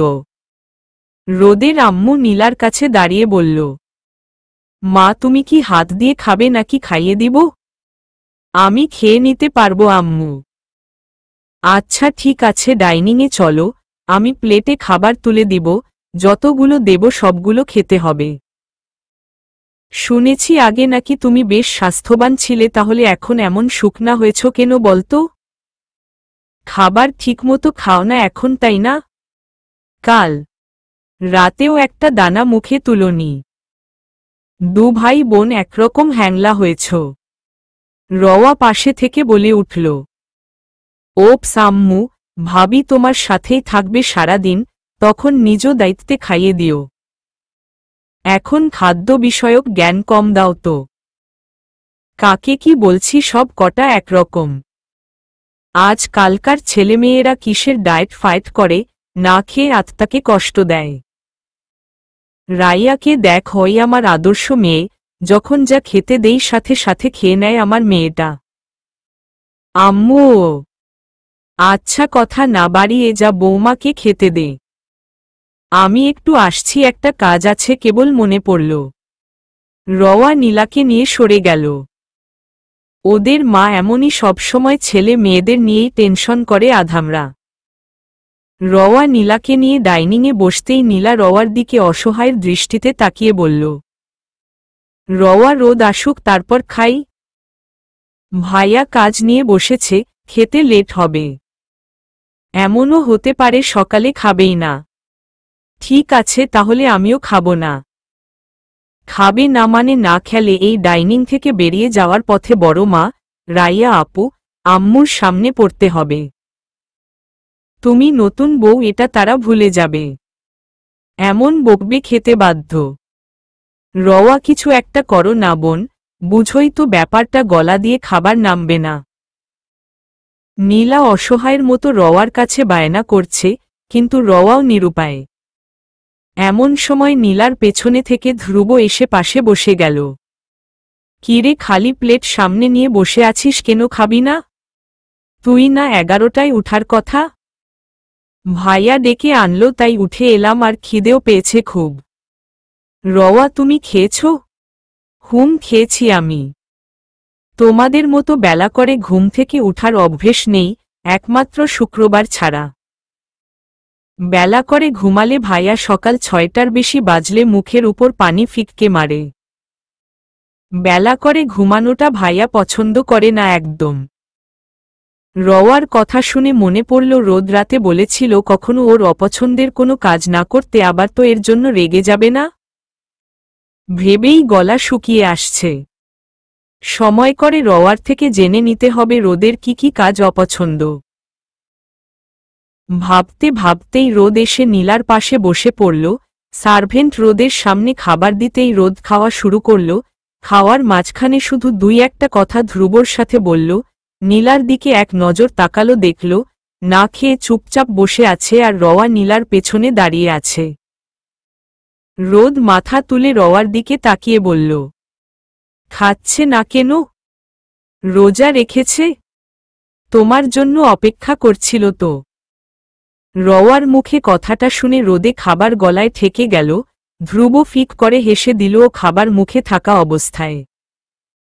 রোদ প্লেটে এক সাইডের অর্ধেক খাবার খেয়ে উঠে দাঁড়াল, কাজ আছে বলে চলে গেল। নীলা চুপচাপ রোদের খাবার প্লেটটা সামনে নিল। রওয়া অবাক হয়ে তাকিয়ে বলল, কি করছো কি ভাবি? এটো প্লেটটা সামনে নিচ্ছ কেন? খাবো তাই। ধেত, মাথা ঠিক আছে তোমার? স্বামীর এটো খেলে স্বভাব হয়। পুণ্যি করার সুযোগ পেলে হাতছাড়া করতে হয় না। কথাটা শেষ করেই নীলা খাবার খাওয়া শুরু করল। এমন সময় ডাইনিংয়ে রোদের আম্মু উপস্থিত ছিল। পেছনে থেকে নীলার কথোপকথন শুনে ভেতরটা ঠান্ডা হয়ে গেল। এমন একটা মেয়ে তার ছেলের বউ হয়ে আসবে, এটাই তার প্রত্যাশা ছিল। আল্লাহ কবুল করেছে। রিসিপশনের অনুষ্ঠানটাও বেশ ধুমধাম করে শেষ দিয়ে ঝামেলা শেষ দিল। নিয়ম অনুযায়ী রোদ নীলাকে নীলার বাপের বাড়ি নেওয়া হল। সাথে রাইয়া আপু, আয়াত তার হাজবেন্ড, রওয়া আর রোদের সব কটা বন্ধু। রাইয়া আপু ছাড়া রোদের আর কোনো কাজিন নেই। রোদের মামা খালারা সব দেশের বাইরে। রোদের এমন হুট করে বিয়ে করাই তারা সবাই আসতে পারেনি। যারা কাজিন আছে তারা একটাও আসতে পারেনি। নীলা নিজের রুমে থেকে মায়ের কাছে যাচ্ছিল, ফোনটা রুমেই ছিল। এমন সময় নীলার ফোন বেজে উঠল। রোদ রুমে থাকায় অনিচ্ছা থাকতেও বাধ্য হয়ে রিসিভ করল। কানে নিতেই ওপাশের কণ্ঠস্বর শুনে রোদের মেজাজ চওড়া হয়ে গেল। ফোনটা রেখে দিয়ে রোদ নীলার ফোন থেকে সিম কার্ড বের করে ভেঙে ফেলে দিল। নিজের মানিব্যাগ হাতে নিয়ে ভেতর থেকে একটা সিম কার্ড বের করে ভরে দিল। তারপর ফোনটা জায়গামতো রেখে দিল। নীলা রুমে আসার সময় হাতে করে একটা প্লেট নিয়ে এলো, যেটাতে কয়েক রকমের পিঠা দিয়ে ভরা। রোদের সামনে দাঁড়িয়ে প্লেটটা বাড়িয়ে দিল। রোদ চোখ কুঁচকে তাকিয়ে বলল, কি এটাই? পিঠা খাবো না, এখন পেট ভরা। আমি কিছু জানি না, মা পাঠিয়েছে। খেতে বলেছে তোমাকে। বিছানায় গা ছেড়ে দিয়ে রোদ নীলার দিকে তাকিয়ে বলল, আল্লাহ গো, আমার পেট ফেটে যাবে, শ্বশুর বাড়ি আর আসব না। সারা জীবন যে কয়বেলা খাবার ফাঁকি দিয়েছি সেগুলো শ্বশুর বাড়ি এসে শোধভাত হচ্ছে। হতে পারে, কিন্তু এখন খেয়ে নিন এগুলো। ওহ, ভালো কথা মনে পড়েছে, তোমার ফোনের সিম কার্ডটা চেঞ্জ করেছি, অন্য একটা সিম দিয়েছি, ওটা চালাবে। কোনো সমস্যা আছে কি? না, সমস্যা নেই তো। ওকে, সমস্যা হলে বলো। নতুন সিম কিনে দিবনি, কিন্তু তোমার সিম ওটা পাবে না, ভেঙে ফেলেছি। নীলা অবাক হয়ে জিজ্ঞেস করল, কিন্তু সিম ভেঙে ফেলেছ কেন? নাম্বারটা ভালো লাগতো না তাই। মুখ বাঁকিয়ে নীলা বলল, সাইকো। রোদ বাচ্চাদের মতো চোখ উল্টে অন্য কাত হল। কিছুক্ষণ পর আবার উঠে দাঁড়াল। ধ্রুবকে ডেকে এনে নীলার হাতের প্লেটটা নিয়ে রোদ বসে বসে ধ্রুবকে খাইয়ে দিতে লাগল। নীলা যে চোখের সামনে দাঁড়িয়ে আছে সেদিকে খেয়ালই নেই, আর ধ্রুব পাল্টিবাজটাও বোনের খবর নিচ্ছে না। নীলার খুব হিংসে হতে লাগল। রোদ ধ্রুবকে এমনভাবে নিজের আওতাভুক্ত করেছে, ধ্রুব রোদকে ছাড়া কিছুই বুঝে না। নীলার এই কষ্ট রোদকে বুঝানোর জন্য নীলার মাথায় যে খেলটা খেলল সেটা হলো রওয়া। রওয়াকে নিজের দলে নিয়ে নিলে রোদ বুঝবে ওর কষ্টটা। অলরেডি রওয়া নীলার অনেক বড় ভক্ত, আরও বড় ভক্ত বানাতে হবে। বিয়ের পর কয়েকদিন চলে গেল, রোদ নীলার সাথে দরকার ছাড়া তেমন কোনো কথা বলে না, আবার নীলা কোনো কথা বললে প্রয়োজন ছাড়া উত্তর দেয় না। নীলার এতে খারাপ লাগছে না, নিজের পাপের প্রায়শ্চিত্ত বলে গণনা করছে। একটা বিছানায় দুজন ঘুমায়, বুকভরা অনুভূতি নিয়েও দুজনে কাছে থেকেও কত দূরে। নীলার ঘুম থেকে দেরি করে উঠার অভ্যেসটা এখন বদলে যাচ্ছে। রোদের মতো সকাল সকাল উঠার চেষ্টা করে, অবশ্য রোদ ফজরের নামাজের পর আর ঘুমায় না, কাজ নিয়ে বসে, আর নীলা নামাজ পড়ে আবার ঘুমিয়ে যায়। 7টার আগে কখনো ঘুম থেকে উঠতে পারে না। রোদ অফিসে যাওয়ার জন্য রেডি হতে যাবে, তখন নীলা ব্যস্ত হয়ে পড়ে স্বামী সেবা করাই। এটা সেটা এগিয়ে দেয়, ফাইলগুলো গুছিয়ে দেয়। খাবার টেবিলে সার্ভেন্টকে সরিয়ে দিয়ে সবার জন্য খাবার সার্ভ করে দেয়। নীলার এমন স্বামী ভক্তি দেখে রোদের মা দিনের পর দিন ইমপ্রেস হয়েই যাচ্ছে। ধ্রুব হুট করেই যখন তখন নীলাকে দেখতে এসে পড়ে, আবার রোদ অফিস শেষে মাঝে মধ্যে বাড়ি নিয়ে আসে ধ্রুবকে। বাড়িতে ধ্রুবর বিয়ের কথা চলছে, মালিহার সামনে ইয়ার চেঞ্জ এক্সাম, বিয়েটা এক্সামের পর হবে বলে ঠিক করেছে। বিজনেসের কাজের জন্য কয়েকদিনের জন্য আহমাদ শিকদার অস্ট্রেলিয়াতে যায়, সাথে রোদের মাকেও নিয়ে যায়। বাড়িতে শুধু রোদ, রওয়া, নীলা আর সার্ভেন্টরা। অফিসের জন্য রেডি হয়ে বের হবে এমন সময় রওয়া রুমের সামনে এসে পথ আটকে দিল। তোমার জন্য একটা জিনিস এনেছি ভাইয়া। কি? আগে সোফায় বসো। রওয়ার কথা মতো সোফায় বসতেই নীলা এসে রোদের সামনে একটা বাটি রাখল। দেখে তো মনে হচ্ছে এটা কোনো বাইরের শেফ দিয়ে স্পেশালভাবে রান্না করিয়ে আনা হয়েছে। উপরটাই চিজ দিয়ে ভরা বলে বোঝা যাচ্ছে না খাবারটা আসলে কি। রোদ খাবারটা ঘুরিয়ে ঘুরিয়ে দেখে জিজ্ঞেস করল, কি এটা? নীলা উত্তর না দিয়ে রওয়া উত্তর দিল, ভাবি তোমার জন্য স্পেশাল চিকেন চিজ পাস্তা রান্না করেছে। আমাকে একদিন রান্না করে খাইয়েছে, খেতে খুব দারুণ হয়, তাই তোমার জন্য আজ করেছে, খাও না। অনেক মজা লাগে। খাবারটা মুখে নেবে এমন সময় ভার্সিটির সেই পাস্তার কথা মনে পড়ে গেল। রোদ মুখের উপর বলতেও পারছে না খাবো না, না হলে নীলা কষ্ট পাবে অনেক। বেচারি এত কষ্ট করে বানিয়েছে।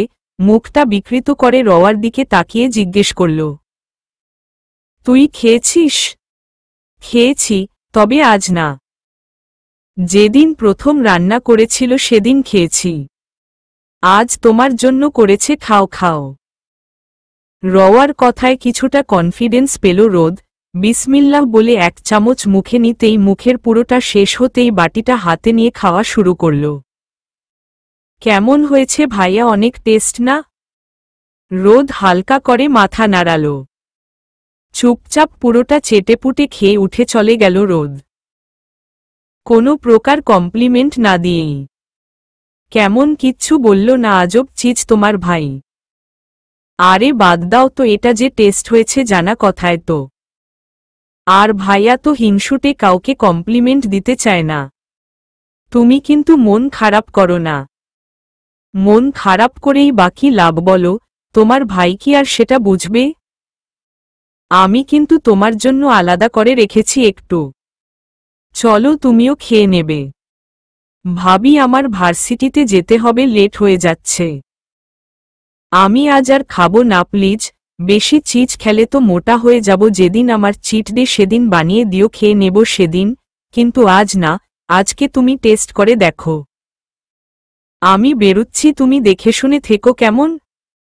আমি ক্লাস শেষ হলেই এসে পড়ব।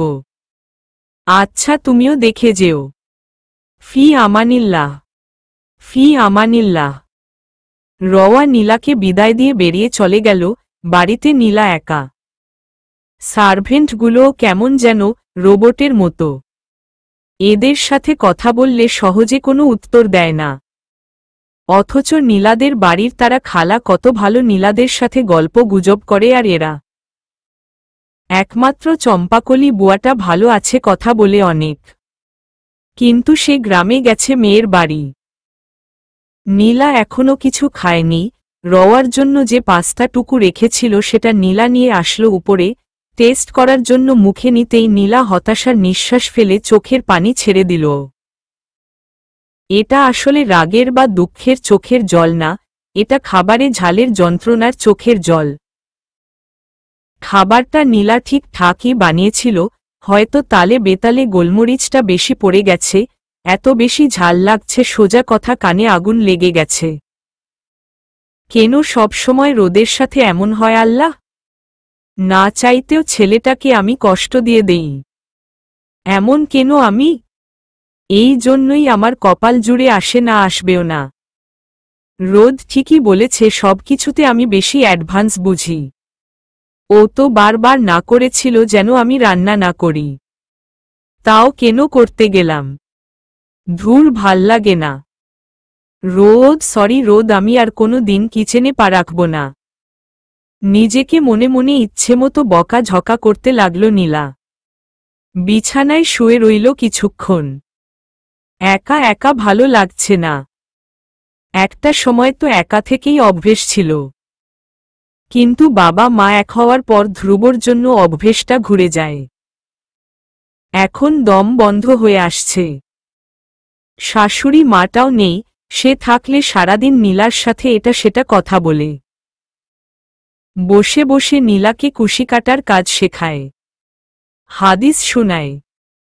বিছানায় কিছুক্ষণ গড়াগড়ি করার পর নীলার চোখ গেল রুমের এক সাইডে, যেখানে রোদের পড়ার টেবিল, তার পাশে পুরো ওয়াল জুড়ে একটা বিশাল বুক শেলফ। নীলা উঠে গিয়ে সেখানে দাঁড়াল। গ্লাস টান দিয়ে সরিয়ে নীলা একটা একটা বই ঘাঁটতে লাগল। কোনো বই পড়বে বুঝতে পারছে না। রোদের এখানে সব ধরনের বই আছে, গল্প, কবিতা, উপন্যাস, সায়েন্স ফিকশন, জীবনী, কোরআন হাদিস সংক্রান্ত সব আছে। কয়েকটা বই ঘাটার পর নীলার চোখের সামনে একটা জিনিস পড়ল, একটা মাঝারি সাইজের কালো কাভারের ডায়েরি। মনে হচ্ছে এটা রোদের পার্সোনাল ডায়েরি। যদিও কারো পার্সোনাল ডায়েরিতে বিনা অনুমতিতে হাত দিতে নেই, তবুও নীলা কৌতূহলবশত ডায়েরিটা নিয়ে টেবিলের সামনে চেয়ার টান দিয়ে বসে ডায়েরি টেবিলে রাখল। ডায়েরিটা খুলে পড়া শুরু করল। প্রথম পাতায় লেখা ছিল, টিনেজ এই যেমন একটা সময় যেখানে মানুষ প্রেম নামের খাদে পড়ে যায়। হয়তো এমন একটা খাদে আমিও পড়ে গেছি। আমার এই টিনেজটাও কারো প্রেমে পড়ে গেছে প্রথম দেখায়। তাকে দেখলে আমার হৃদস্পন্দন এমনভাবে ব্যাকুল হয়ে বেড়ে যায়, স্পন্দনের বেগে আমার পুরো শরীর ঘেমে যায়। এক অন্যরকম নার্ভাস ফিল হয়। যতই সে আমার দিকে আসে আমার হৃদস্পন্দন ততই বেড়ে যায়। বুকের বাঁ পাশে ডান হাতটা দিয়ে চাপ দিয়ে ধরে রাখি যেন এই স্পন্দনের শব্দ ওর কানে না পৌঁছায়। যখন ও আমার সামনে থাকে আমার দৃষ্টির পরিসীমা জুড়ে শুধু ওই থাকে। আশেপাশে দিন দুনিয়া বলে কিছু আছে সেটা আর বোধশক্তির বাইরে চলে যায়। প্রথম দেখেছি তাকে আজ, স্কুল থেকে বের হচ্ছিল আর আমি অপর পাশে দাঁড়িয়ে একটা 7 আপ খাচ্ছিলাম। এমন সময় নজর কেড়ে নিল বিশেষত্বহীন স্কুল ড্রেস পরা বিশেষত্বে ভরপুর এক নারী। আর তখনই ভেতরে এই অদ্ভুত অনুভূতিগুলো জন্ম নিতে শুরু করল। Is that love at first sight? প্রথম পাতা পড়ে নীলার ভেতরটা কেঁপে উঠল। তার মানে নীলার আগেও ওর জীবনে কেউ এসেছিল? চোখের পানি আটকে রাখতে পারল না নীলা। পেজ উল্টে পরের পাতা পড়তে শুরু করল। চোখ ভরা জল নিয়ে একে একে প্রতিটা পাতা উল্টে পড়তে লাগল। প্রেমে পড়ে গেছি তার ওই ছন্নছাড়া হাসির। যত দেখছি তাকে আমি তত মাতাল হয়ে যাচ্ছি ওর প্রেমে। আচ্ছা, প্রেম ভালোবাসা কি এক জিনিস? আমার যে তাকে আজীবনের জন্য চাই, পাবো কি তাকে? জানি চাইলেই পাবো। বাবা মাকে গিয়ে যদি বলি বিয়ে করব করিয়ে দেবে, কিন্তু সবাই মেয়ে দেবে আমার বাবার টাকা দেখে, হয়তো আমার রূপ দেখে। মানুষ বড় অদ্ভুত, টাকা ছাড়া কিছুই বুঝে না। না, সে যদি আমায় ভালো না বেসে আমার টাকা ভালোবাসে? আমার তো টাকা চাই না। ভবঘুরে হব, দেশ থেকে দেশান্তর হব, হিমুর মতো পায়ে হেঁটে এদিক সেদিকে চলে যাব, কোনো সেলফোন ইউজ করব না আমি। সে যদি আমায় ভালোবাসে তাহলে দুজনে একসাথে ভবঘুরে যাব। তাই নিজের যোগ্যতায় ওকে নিজের করে নেব, বাবার যোগ্যতায় না। আজ ওর সামনে দিয়ে এসেছি, ও হয়তো আমায় দেখেনি, ক্লাসের সামনে দাঁড়িয়ে একটা মেয়ের সাথে রাগ দেখাচ্ছিল হয়তো। ঈশ্বর, এত মায়া কেন মেয়েটার মধ্যে? রেগে গেলে ওর নাকের মাথাটা সরু হয়ে যায় আর হাসলে চোখ দুটো গোল হয়ে যায়। বাহ, আমি ওর এত গভীর প্রেমে পড়ে গেছি। এক দেখায় ওর রাগ হাসি আলাদা করে ফেললাম। আচ্ছা, ও কাঁদলেও কি এমন মায়া লাগিয়ে কান্না করে? এখন তো ওর কান্নাটাও দেখতে ইচ্ছে করছে। সামনে গিয়ে বলতে ইচ্ছে করছে, এই তুমি একটু কান্না করো তো দেখি কেমন দেখায় তোমায়। জানি না আবার কবে দেখা হবে, তবে দেখা হলে সত্যিই বলে বসব। আজ স্কুল ড্রেসের সাথে দু সাইডে চুলের বেনি বেশ ভালো মানিয়েছে ওকে। নটরডেম কলেজে পড়ে জীবনটা তেনা তেনা হয়ে গেল। ওর কথা ভাবার সময়ই পাই না। এত পড়াশোনার চাপ দেয় কেন এরা? একদিন একটু লুজ দিল, এই স্যারের জ্ঞান শুনতে হয়। কবে এই ইন্টার জীবন শেষ হবে? আমার দম বন্ধ হয়ে আসছে। আজ ওর সাথে আবার দেখা হয়েছিল, কিছুটা মন খারাপ দেখাচ্ছিল ওকে। ওর ঠোঁটটা একদম চুপসে ছিল কেমন যেন, ওকে দেখে আমার খুব কষ্ট হচ্ছিল। আজকে আরেকটা জিনিস আবিষ্কার করলাম, ওর মন খারাপ হলে চোখ দুটো ভাসা ভাসা লাগে। হয়তো বা স্কুল থেকে একা ফিরতে হচ্ছে বলে ওর মনটা খারাপ ছিল। ইচ্ছে করছিল ওর হাতটা ধরে কিছুদূর হাঁটি। দুই কাঁধে স্কুল ব্যাগ ঝুলিয়ে দুই মাথার দুই বেনি দুই হাত দিয়ে ধরে টানতে টানতে যাচ্ছে। মনটায় আজ ওর ভীষণ মেঘ করেছে বুঝাই গেল। গাড়ি থেকে নেমে কিছু দূর ওর পেছনে পেছনে হাঁটলাম। আচ্ছা, আমি সবসময় পরিচয়টা ওকে ওর এসব দিয়ে বলছি কেন? আমার ডায়েরিটা তো ওকে চিনলই না। ওর নাম তো রূপকথা। রোদের রূপকথা। রূপকথার রোদ। কয়েক পাতা পড়ে নীলার ডায়েরি পড়ার আর ধৈর্য রইল না, খুব কান্না পাচ্ছে। চোখের পানি বেপরোয়া ভাবে পড়ে যাচ্ছে। ডায়েরিটা বন্ধ করে নীলা উঠে দাঁড়াল, টি টেবিলের কাছে যেয়ে গ্লাসে পানি ভরে খেল। ডায়েরিটা পড়ার শক্তি নেই, কিন্তু পুরোটা না পড়ে শেষ করতে না পারলে ভেতরের অশান্তিটা বেড়েই যাবে। নীলা আবার ডায়েরিটা খুলে পেজ উল্টিয়ে পড়তে যাবে, এমন সময় দেখল বেশ কয়েকটা ফুলের পাপড়ি ডান পাশের পাতায় লেখা ছিল, আজ রূপকথার সাথে দেখা হয়েছিল আবার। স্কুল থেকে বেরিয়ে একা একা হাঁটতে শুরু করল। আজ ওর চুলগুলো খোপা করা ছিল। খোপার মধ্যে একটা কৃষ্ণচূড়ার থোকা, দেখতে বেশ মানিয়েছে আমার রূপকথাকে। কি মনে করে যেন রূপকথা মাথা থেকে ফুলের থোকাটা খুলে রাস্তার এক সাইডে ছুঁড়ে ফেলল। আমি আর কিছু বলিনি, চুপচাপ সে ফুলের থোকাটা উঠিয়ে পকেটে ভরে ফেলি। এটা যে আমার রূপকথার স্মৃতি, এটা আমি ডায়েরিতে রেখে দিলাম। ডায়েরিতে রাখা মানে নিজের মুঠোয় বন্দি রাখা। পৃথিবীর সবথেকে সেফ জায়গা। পরের পেজে দেখল কয়েকটা ভাঙা চুড়ির টুকরো, আর পাশে লেখা, স্কুলের রাস্তা ছাড়াও রূপকথার সাথে আমার আবার দেখা হলো শপিং মলের রাস্তায়। মায়ের সাথে শপিং করে ফিরছিল হয়তো, হাত ভর্তি কাচের চুড়ি ছিল ওর, কিন্তু আজ রূপকথাকে খুব রাগান্বিত দেখাচ্ছিল। চোখের পলকেই একটা দেয়ালে হাতে আঘাত করতেই হাতের চুড়িগুলো অর্ধেক ভেঙে নিচে পড়ে গেল। রূপকথার সাথে রাগগুলো বেশ মানিয়েছে। ও চলে যাওয়ার পর আমি ওর চুড়ির টুকরোগুলো তুলে এনেছি। এটাও আমার রূপকথার স্মৃতি। আমি যে রূপকথাকে বড্ড ভালোবাসি, ওকে ছাড়া আমার দম বন্ধ হয়ে আসে। ইচ্ছে করে রাত দিন 24 ঘন্টা রূপকথাকে দেখলে আমার চোখ জুড়াবে না। বাড়ি ফেরার পর শুধু রূপকথার ঘোর লেগে থাকে আমার। বয়সটা সত্যিই খুব খারাপ। রাতে ঘুমালেও রূপকথাকে স্বপ্নে দেখি, জেগে থাকলেও যেন মনে হয় চোখের সামনে রূপকথা চলাচল করছে। এতটা ভালোবেসে ফেলেছি আমি ওকে ছাড়া কিচ্ছু চিন্তা করতে পারছি না। না, এখন থেকে রূপকথার কথা কম ভাবব। আমার পড়াশোনা ঠিক রাখতে হবে তো। রূপকথা ছাড়াও তো জীবনে আরো স্বপ্ন আছে। বাবার নাম না, নিজের নাম নিয়ে বাঁচব আমি।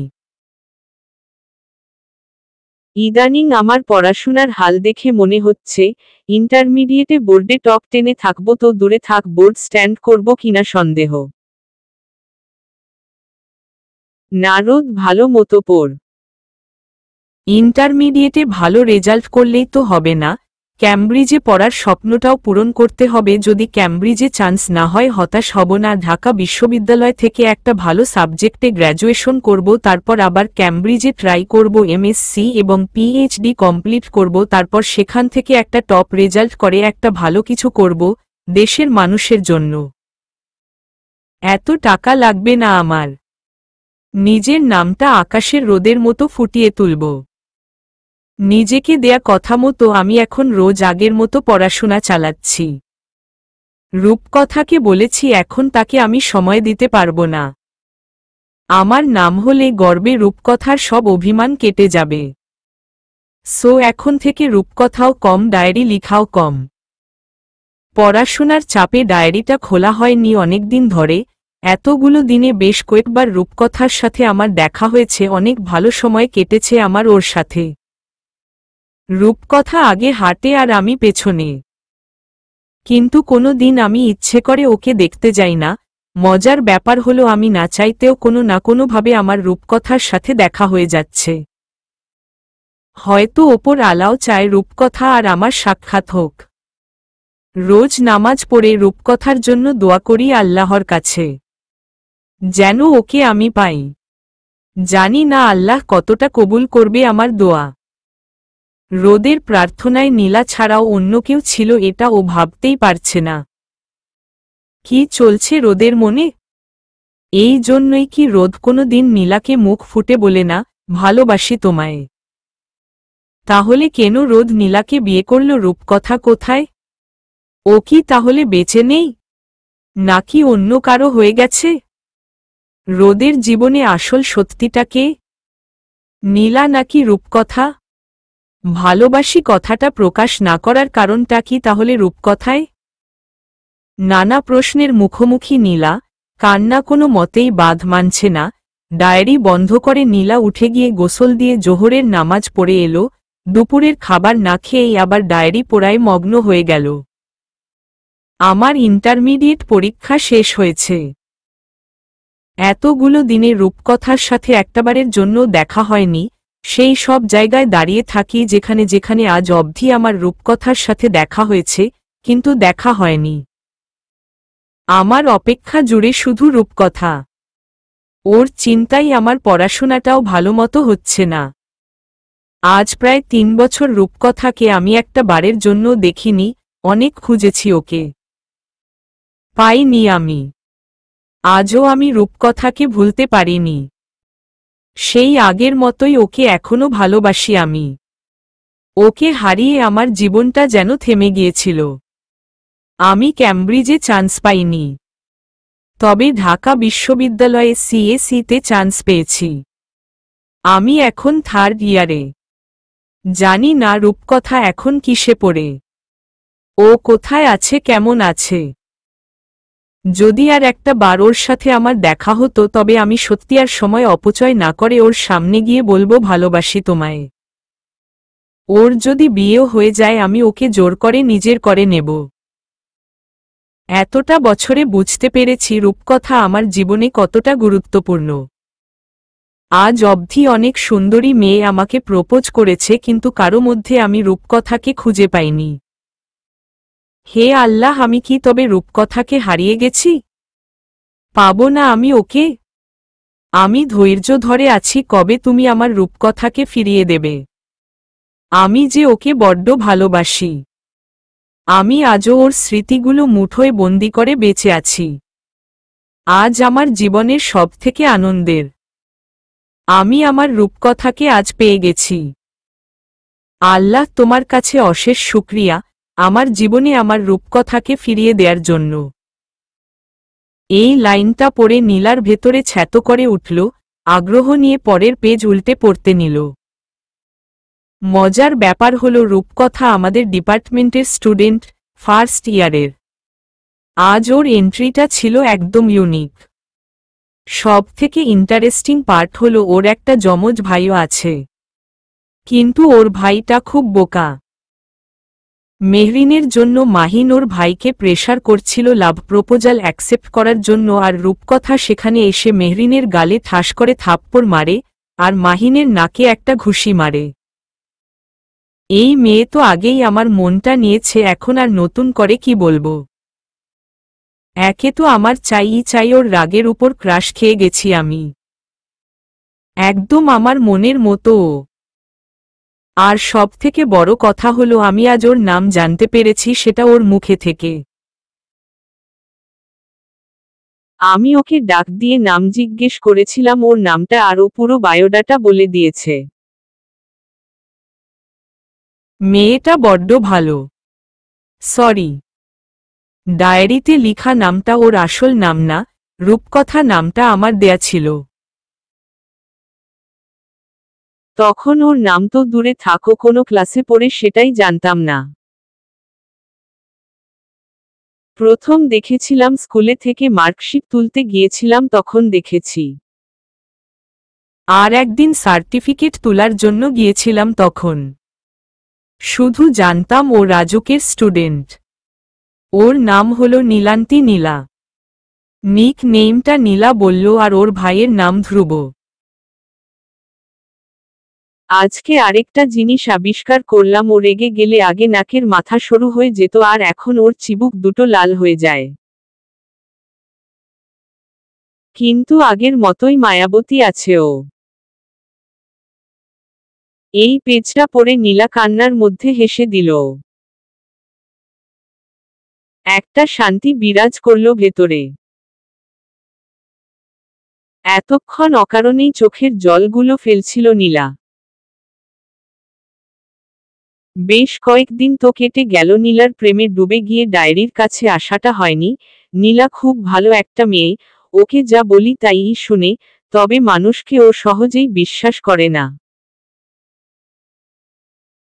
কেন জানি মনে হতো নীলাও আমার প্রতি উইক আছে। কিন্তু আমার সব প্রশ্নের উত্তর আজ পেয়ে গেছি। ওর ভাই ধ্রুব, ও তো মানুষ না মহামানব। কত সহজেই পটিয়ে নিয়েছি ওকে, এটা ভেবেই নাচতে মন চাইছে। এ বাবা, এখন দেখি ওই আমায় পটিয়ে নিয়েছে আমি নাকি নীলার ক্রাশ। স্কুলে নাকি কোনো একদিন আমায় দেখে ক্রাশ খেয়েছিল। কি অদ্ভুত মেয়েটা, ক্রাশ খাওয়ার জায়গা পায়নি। আমার নাকটা নাকি দার্শন রেভেলের মতো দেখতে, তাই ক্রাশ খেয়েছে। তাহলে আমি কি এখন দার্শন রেভেলকে ধন্যবাদ দিব? ভাগ্যিস ছেলেটার নাকটা আমার মতো। কিছুদিন ডিপ্রেশনে নীলাকে এভয়েড করে চলেছি, যার জন্য নিজেরই দম আটকে আসছে। ভালোবাসি যে আমি ওকে। নিজের মধ্যে অশান্তি রেখে ওকে অশান্তিতে রাখতে পারবো না। ওকে ইগনোর করে না চলে, যদি ওর সাথে কথা বলি তাহলে ডিপ্রেশনের মাথা নিয়ে তালে তালে ওর সাথে খারাপ ব্যবহার করে ফেলব, না চাইতেও ওকে কষ্ট দেব আর ওকে কষ্ট দিয়ে নিজেও কষ্ট পাব। আজ নীলাকে প্রপোজ করেছি, নীলা অ্যাকসেপ্ট করে নিয়েছে খুশিতে। আজ আমার দিলবার গানে নাচতে ইচ্ছে করছে। একে একে কয়েক পাতায় রোদ ওদের লাভস্টোরিটা একটু একটু করে সাজিয়ে লিখেছে। নীলা মন দিয়ে পড়ছে সব কটা পাতা। লাস্টের কয়েকটা পাতা পড়তে যেয়ে নীলা কেঁদে দিল আবার। শরৎচন্দ্র চট্টোপাধ্যায় একটা কথা বলেছেন, কাউকে ভুলতে চাইলে সবচেয়ে কার্যকরী উপায় হল স্থান পরিত্যাগ করা। আমি মনীষীদের কথায় বেশ বিশ্বাসী, তাই সে অনুযায়ী আমি নীলকে ভুলে যাওয়ার জন্য বাংলাদেশটাই ছেড়ে এসেছি। নীল আমায় ভুল বুঝেছে, আমি ওকে সঠিকটা বুঝাতে চেয়েছি কিন্তু পারিনি। ও আমায় কোনোভাবেই সুযোগ দেয়নি। উল্টো আমাকে ওর জীবন থেকে চলে যেতে বলেছে। আচ্ছা, মানুষ কেন মনটা পড়ে না? কথায় কথায় আই লাভ ইউ বলতে পারি না বলেই কি এত অবিশ্বাস? নীল আমায় কেমন ভালোবেসেছিল যে আমায় বিশ্বাসই করত না। ও মাহিনের মতো একটা ছেলেকে বিশ্বাস করেছে। শুনেছি ইদানিং ওকে রাস্তাঘাটে মাহিনের সাথে দেখা যায়। মাহিন ওকে লিফটও দেয়। এটা যদি নিজের চোখে দেখতাম তাহলে কষ্ট হতো না, অন্য কারো মুখে শুনতে খুব কষ্ট লাগে, ভেতরটা পুড়ে যায়। রাগ হয় খুব ওর এপর। নীলা আমার জীবন থেকে এমন সময় চলে যায় যখন আমি সাকসেস হতে নেব, ঠিক সেই সময় ও চলে যায় আমার জীবন থেকে। নীলা আমার লাইফ থেকে চলে যাওয়ার পর আমি পড়াশোনা ঠিক মতো করতে পারি না। ডিপ্রেশনে শেষ হয়ে যাচ্ছিলাম, পড়াশোনায় মন দিতে পারছিলাম না। ক্যামব্রিজে চান্স এবারও পাইনি আমি। এবার আর হতাশ না হয়ে পারলাম না আমি। সব দিক দিয়ে হেরে গেছি আমি। তাই এখন বাবার স্বপ্ন পূরণের জন্য মাঠে নেমেছি। নিজের স্বপ্ন পূরণ না হলো বাবারটা করি এখন। সব কিছুর ভিড়েও আমি নীলকে ভুলতে পারিনি। প্রবাদটা আমার জীবনে কার্যকর হয়নি। খুব বেশি কষ্ট হয় ওর কথা মনে পড়লে, তাই ব্যাকুল হয়ে আমি আবার ফিরে এসেছি এতগুলো বছর পর। দেশে ফিরেই আল্লাহর রহমতে নীলের সাথে দেখা হয়, আর কেউ একজনের সাথে ধাক্কা লেগে আমার উপর পড়ে যেতে নেয়, আমি ওকে ধরে ফেলেছি। এটা আল্লাহর রহমত। আজ তো আমি ইচ্ছে করে নীলের সাথে দেখা করিনি, আল্লাহ আমাদের ইশারা করছেন এক হতে। নীল অনেক শুকিয়ে গেছে। আগে এমন শুকনো ছিল না ও, কিন্তু আগের থেকে এখন বেশি মায়া লাগে ওকে দেখলে। রোজ রাতে আমি ওদের বাড়ির সামনে দাঁড়িয়ে থাকি একটা নজর নীলকে দেখতে, যদি কখনো জানালার কাছে আসে। ওকে দেখতে পারবো এই আশায় কত রাত পার করেছি, কিন্তু নীলকে একদিনও দেখতে পাইনি আমি। রাতে ঘুম হতো না, শুধু ওর কথা মনে পড়ত, তাই ওভাবে ওর বাড়ির সামনে ওকে দেখার জন্য অপেক্ষা করা। চলবে।